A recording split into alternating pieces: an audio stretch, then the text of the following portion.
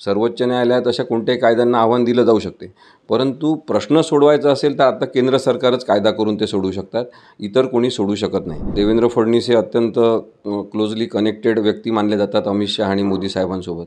तर त्यांनी त्यांच्याकडे मागणी करून तशा प्रकारचा कायदा करून घेतला पाहिजे. मुख्यमंत्री देवेंद्र फडणवीस असताना जे आरक्षण घाईघाईने देण्यात आलं त्यामुळेच ते टिकलं नाही. जी मराठा म्हणून नोंद आहे त्यांना कुणबी म्हणून कसं घेणार, आता ते नाही घेऊ शकत. गेल्या 8 ते 9 दिवसापासून जालन्यातील अंबड तालुक्यातील आंतरवली गावात मनोज जरांगे पाटलांचं आंदोलन सुरू आहे. लाठीचार्ज नंतर ते आंदोलन महाराष्ट्रभर पेटलं आणि जरांगे पाटलांनी आपल्या मागण्या पूर्ण होत नाहीत तोपर्यंत मागे हटणार नाही अशी भूमिका घेतली. त्यानंतर राज्य मंत्रिमंडळातील शिष्टमंडळ त्यांच्याकडे जातात, प्रस्ताव ठेवतात, मात्र रिकाम्या हातीच ते परत येत आहेत. प्रश्न असा उठतो की आता राज्य सरकारच्या हाती काय आहे आणि त्यांच्या पुढे पर्याय काय आहेत. याच विषयावर बोलण्यासाठी माझ्यासोबत कायदेतज्ञ वकील असीमजी सरोदे आहेत. सर, राज्य सरकार पुढे आता काय पर्याय? राज्य सरकारने केंद्र सरकारला विनंती केली पाहिजे, मागणी केली पाहिजे आणि स्पष्टपणे ती लेखी मागणी केली पाहिजे की त्यांनी तशा प्रकारचा विशेष कायदा आणला पाहिजे की मराठा समाजाला आरक्षणात समाविष्ट करून घेण्याची तरतूद ही कायदेशीर दृष्टिकोनातून केली पाहिजे. मग तो कायदा टिकाऊ असेल का, त्या कायद्याला आव्हान दिलं जाऊ शकेल का, याच्या संदर्भातले मुद्दे वेगळे आहेत. कारण की सर्वोच्च न्यायालयात अशा कोणत्याही कायद्यांना आव्हान दिलं जाऊ शकते, परंतु प्रश्न सोडवायचा असेल तर आता केंद्र सरकारच कायदा करून ते सोडवू शकतात, इतर कोणी सोडवू शकत नाही. मग आता भाजपचं सरकार इथे आहे आपल्या राज्यामध्ये. देवेंद्र फडणवीस हे अत्यंत क्लोजली कनेक्टेड व्यक्ती मानले जातात अमित शहा आणि मोदी साहेबांसोबत. तर त्यांनी त्यांच्याकडे मागणी करून तशा प्रकारचा कायदा करून घेतला पाहिजे. कारण की उच्च न्यायालयाने असो किंवा सर्वोच्च न्यायालयाने हा विषय आता लॉक केलेला आहे की आम्ही 50% आरक्षण मर्यादा ओलांडण्याची परवानगी देऊ शकत नाही. कारण की रिव्हर्स रिझर्वेशन ही पॉलिसी संविधानिक दृष्टिकोनातून मान्य नाही असं सर्वोच्च न्यायालयाने सांगितलेलं आहे. आणि त्यामुळे मग आंदोलनकर्ते जे आहेत त्यांच्या भावनांचा विचार करणारं जर सरकार असेल तर त्यांनी नक्कीच मोदी साहेबांकडे मागणी केली पाहिजे आणि नवीन कायदा करून हा प्रश्न कायदेशीर दृष्टिकोनातूनच सुटू शकतो असं माझं मत आहे. हे जर सर्व माहिती होतं की आपलं आरक्षण हे सुप्रीम कोर्टात अडकू शकतं, मग फडणवीस म्हणतात की मी सर्व तयारी करून मराठा समाजाला आरक्षण माझ्या कार्यकाळात दिलं होतं. हे राजकारण म्हणायचं की फडणवीसांना ही माहिती होतं? नाही, त्यावेळेससुद्धा जे अहवाल तयार करण्यात आले ते घाईघाईने तयार करण्यात आले की मराठा समाज हा एकसंध आहे किंवा एकरूप आहे, कुणबी मराठा 96 कोळी 92 कोळी असा कोणत्याही प्रकारचा भेदभाव नाही, रोजीरोटी बेटी व्यवहार आहे.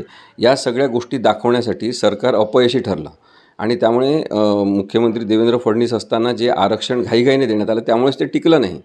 आणि म्हणून मला असं वाटते की राजकीय विषय न करता हा लोकांच्या भावनांचा, लोकांच्या अस्तित्वाचा, त्यांच्या जगण्याशी संबंधित असलेला आणि जीवन चांगल्या मार्गाने आपण जगू शकलो पाहिजे, प्रगती करू शकलो पाहिजे या इच्छांशी संबंधित विषय आहे. आणि म्हणून हा राजकारणाचा विषय न करता याच्यावर कायमस्वरूपी तोडगा काढला पाहिजे. म्हणजे प्रत्येक वेळेस तुमच्या राजकारणासाठी गरज असते म्हणून मराठा आरक्षणाचा विषय पुढे आणला पाहिजे, त्याच्यावर आंदोलन झालं पाहिजे, काही जण मेले पाहिजे, अशी जर इच्छा राजकीय लोकांची असेल आणि तशी त्यांची कर्तृत्व तसं असेल तर मला ते अत्यंत निषेधार्ह आहे असं वाटते. त्यामुळे मराठा समाज जो आहे त्यांच्या भावनांचा, मागण्यांचा रास्त विचार करायचा असेल तर केंद्र सरकारने याच्यावर आता काहीतरी पावलं उचलले पाहिजे आणि तशी मागणी देवेंद्र फडणवीसच केवळ करू शकतात. विदर्भातील मराठा समाजाला कुणबी सर्टिफिकेट मिळालेले आहेत, तसंच त्याच धर्तीवर आता मराठवाड्यातील मराठा समाजाला देखील सरसकट कुणबी प्रमाणपत्र देण्यात यावे अशी मागणी एका गटाकडून होते. ती शक्य आहे का? जेव्हा ओबीसी आरक्षणाचा विषय हा चर्चेत होता त्यावेळेस त्या काळी पंजाबराव देशमुख यांनी मराठा समाजातल्या सगळ्यांना सांगितलं की ओबीसीचं प्रमाणपत्र घ्या म्हणजे आपल्याला आरक्षण मिळेल. आणि तेव्हा विदर्भामध्ये तशा प्रकारची एक मोहीम तयार होऊन लोकांनी मराठा असलेल्यांनीसुद्धा कुणबी असल्याचं प्रमाणपत्र घेतलं होतं. पण आता ते मुद्दाम करता येत नाही ना. म्हणजे जर कोणी आता म्हणेल की शेड्यूल कास्ट आहे म्हणून मी सर्टिफिकेट आणतो, मी तसं तयार करून घेतो, मग ते बोगस ठरते. त्यामुळे तसं आता मुद्दाम मोहीम करून तसं तयार करता येणार नाही. त्यावेळेस कायदा होण्याच्या आधीच्या प्रक्रियेमध्ये जे झालं आणि मग ज्यांनी सर्टिफिकेट सादर केले त्यांना तशा प्रकारची सवलत मिळालेली आहे. आता तशी मोहीम करून किंवा एक व्यापक पद्धतीने गठ्ठा असे तयार करून की आपण सगळेजण आता मराठा आहे तर कुणबी सर्टिफिकेट तयार करू असं करून होणार नाही. नेमकी काय अडचणी? कायदेशीर अडचण आहे ना. म्हणजे तुम्ही म्हणजे ज्यांची मराठा म्हणून नोंद आहे त्यांना कुणबी म्हणून कसं घेणार, आता ते नाही घेऊ शकत.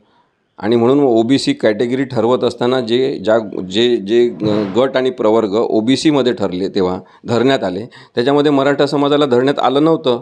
मग आता आपण म्हणू शकत नाही की आम्ही पण ओबीसीमध्ये आहे. मग अनेकांच्या अशा मनात प्रश्न निर्माण होतोय की ओबीसीमध्ये थोडीशी आरक्षणाची मर्यादा वाढवा आणि आम्हाला ओबीसीमध्ये मर्ज करा. त्यांना काय सांगा? नाही, ओबीसीचं आरक्षणसुद्धा वाढवता येणं शक्य नाही. कारण की पर्सेंटेज जे विशिष्ट ठराविक दिलेलं आहे त्याच्यावर जर ते जात असेल तर 50%च्या वर जाणारं आरक्षण मान्य होऊ शकत नाही.